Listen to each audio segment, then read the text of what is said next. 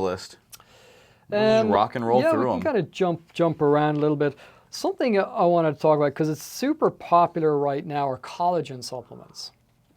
So now what my favorite is actually just taking bone broth. That is where I prefer the actual, the food version rather than the supplement, because I think there's other little benefits that we may not even be aware of, because you get a lot of these minerals and stuff that are going to be in bone broth and other factors.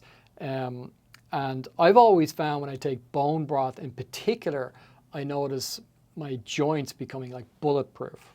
Yeah. Now, collagen is great for lots of things, skin, hair, nails, all that thing. Anyone into cosmetics and skin will go on and on about collagen. Now, when it comes to joints, because there's a lot of different types of collagen. So a lot of people are taking collagen thinking, oh, this is going to be great for my joints. But in the research, the normal collagen supplements don't seem to work very well, and it's only one specific type of collagen. So if you want to take it for joints or joint health, and it is very effective because it's even more effective than things like glucosamine and chondroitin, which are great for joints, you need to take a specific, which is type 2 collagen. So that is something that I do recommend to people if they want to take it for joints, because again, quite frankly, on a practical level, a lot of people aren't going to make or take bone. No, okay, you can just buy bone broth. It'd be the same as like bone marrow too, right? Eating it like that. Well, bone marrow is a little different. That's very high in fat, which can be good for other things. There's certain nutrients in there, and it's kind of almost, they're similar to like stem cells. So there could be some benefits in that. But bone broth is more where you're soaking the actual bones. And in joints is what you want. So it's not even just because you can get bones and you can get the marrow, but what you want is joints.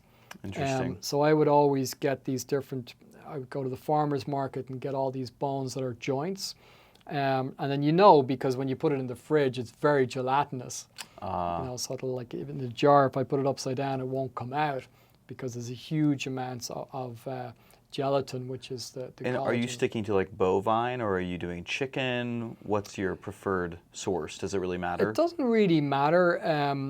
Now with the chicken, I'll always make sure it's pasteurized, because when you're getting into the joints and all that, you really want to make sure the source is very good. So I always try to get pasture-raised, organic, etc. when it comes to that. But yeah, generally I would have gone just for beef bones or bison, but chicken is good. And you'll find cultures throughout the world, again, bone broth was a staple, because even when you make soups and stews, we used to always put in the joints and the bones and everything as part of that. So we would naturally get that. Now again, in the modern diet, we generally don't do that as much. So we're lacking a lot of those nutrients, and then the protein we're lacking some of that, and it can kind of create an imbalance of the amino acids, etc. So that's where definitely taking bone broth or making soups and stews is better. So I much prefer that. But like I said, if you are going to go the supplement route, then if it's for joints, make sure it's the type 2. Type 2. And that's super important. Let me ask you this, because I've heard this question a lot, and there's certain influencers who are selling it for this purpose.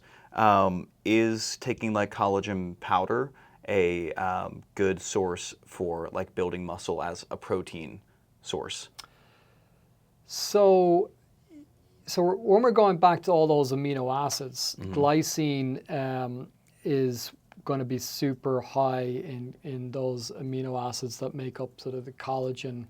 And that is important, but I see it more like to round it out or complete it, rather than just, again, taking it on its own is not going to do a whole lot from a muscle building perspective. So again, we want all the amino acids, but then definitely adding in those extra amino acids from the collagen or bone broth or whatever, that will enhance the overall kind of anabolic effect Awesome. those of amino Good. acids. I think that's a protein. good thing to clear up, because I know I've seen a lot of people that is their main protein source to supplement. Yeah. And I'm like, maybe stick to the eggs, the beef, the dairy stuff, and then add this on top for Exactly. its Yeah. other benefits. It's great as an addition, but on its own, we're back to that incomplete protein thing. Yes. So that's where, I don't think it's going to be as good.